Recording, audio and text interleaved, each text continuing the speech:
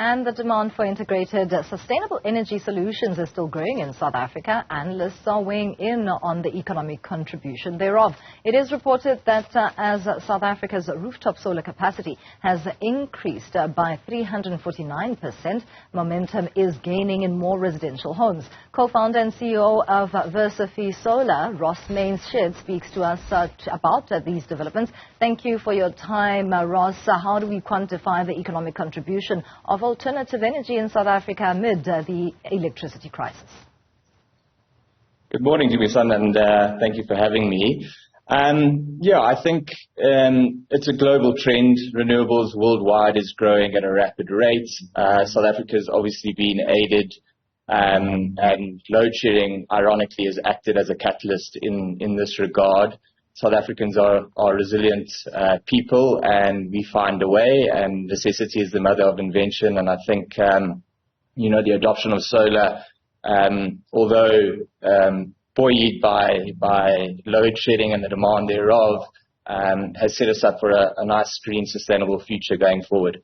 And that becomes the positive spin there. What's to be said about the trajectory of this demand gaining even further momentum as a way of life, essentially? Exactly right. I think the future is electric. I think if you look into the not too distant future, we're going to see solar panels on every roof and electric vehicles in every garage, and just a kind of a more smart digital future whereby waste is eliminated and efficiencies are gained through useful technology and software thereof. Ross, so what then do you make of the response by the South African government, given that there's at least a conversation that is likely to broaden when it comes to tax rebates? I think it's a great step in the right direction, obviously. I think there's a lot more to be done, and they can take, a page out of other countries' books who've done this before. But it's great that they have acknowledged the need for this. And I think the biggest thing that we can do is to start opening the rails where people can start pumping surplus energy back into the grid. Supply is the biggest issue at the moment in South Africa, and I think allowing private capital to pump excess into the grid easily and without kind of prohibitive costs associated at the meter level will go a long way in aiding the crisis.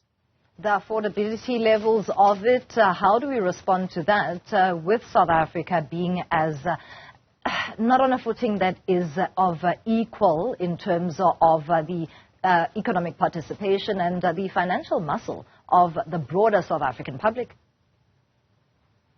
Well, I think it's a self-fulfilling prophecy in a sense. So the easier that it makes, or that the government and private capital allows access to this technology, the cheaper it becomes through economies of scale. So the more we allow people to adopt and remove the hurdles and friction points, the more people, or the cheaper it becomes for people to actually install these systems. And, we can kind of solve our own problem there. It becomes more affordable to more people, and therefore the adoption increases and prices drive even further down. Lastly, the other side of this conversation is the ESG element of this discussion, as well as alternative power. Reaching net zero is a global forecast and a focus. In South Africa, how are we faring there? Yeah, 100%. I think, we have a saying, it's not about just generating power, it's about generating power for generations to come. That's the beauty of renewables. They are sustainable, they keep going, and we need to adopt this technology not only in South Africa, but worldwide. In South Africa in particular, we have the abundance of sunshine, and we have the benefit of that when compared to other countries kind of in the northern hemisphere. So there's no reason why South Africa can't become, the greenest country in the world and spearhead not only on the African continent, but worldwide. Thank you so much for your time. That is CEO at Versofy Solutions. That's Ross Mains-Sheard speaking to us about the economic impact of alternative power amid an electricity crisis in South Africa. That's